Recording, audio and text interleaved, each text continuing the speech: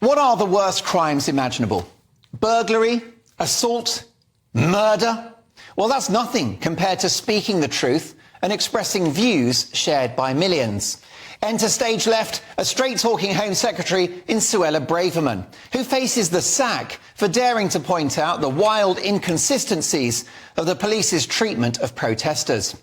In a Times newspaper article not approved by Number 10, which means it's worth reading, she draws a comparison between how cops handled people who went onto the streets during the pandemic to object to lockdowns and the treatment of people out marching for Black Lives Matter, a now discredited and corrupt organisation underpinned by a hellish dystopian Marxist ideology.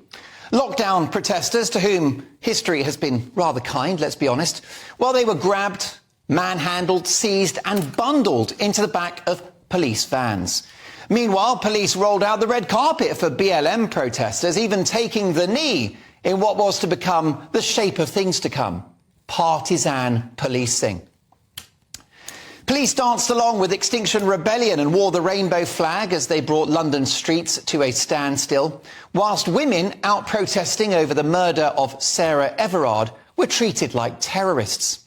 If only cops had done the same over the last 4 weekends, with demonstrators in the capital and elsewhere calling for actual terror acts. Now, I love our police. I think they're the best in the world, and they have a very hard job.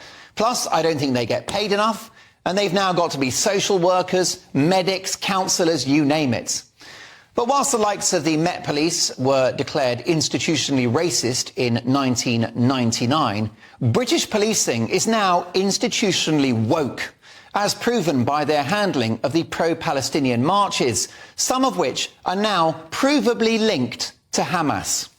Cops have stood idly by as protesters have called for the elimination of Israel and the effective extermination of Jews. British policing has a cultural problem.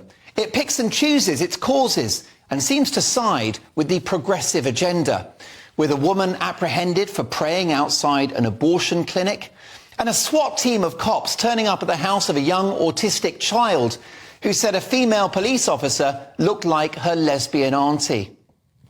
So you can call for a holy war on the streets of London, or an intifada, which means suicide bombs on buses and in restaurants, but call someone a lesbian and you're going down, so to speak. Suella Braverman has done us all a favour and sparked a debate about what the police's seeming appeasement of religious extremism actually means. We've seen it before. They completely failed in their duty to protect the Batley school teacher who showed pupils an image of the Prophet Muhammad as an educational tool in a media studies class. Police bowed to the mob, and this poor man is still on the run, with his family also on the run, no job and afraid for his life.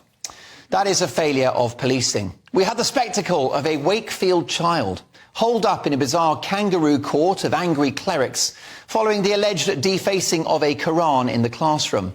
Numpty cops just sat there nodding their heads and mumbling about cultural sensitivities or something. I do have one criticism of Suella Braverman. She seems keener on a headline than action.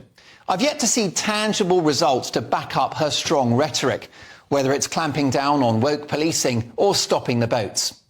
But in a world of uninspiring politicians who have most of Sherwood Forest up their arse from sitting on the fence, it's refreshing to hear a public figure say what people are thinking. Because if we can't be honest about the challenges our country faces, we will never fix them. If Suella Braverman is sacked, all you're really doing is killing the messenger. But I shouldn't worry. If she goes, the Tories are guaranteed to lose the next election, and she'll be their leader in a year's time. One way or another, Braverman will be rewarded for her bravery.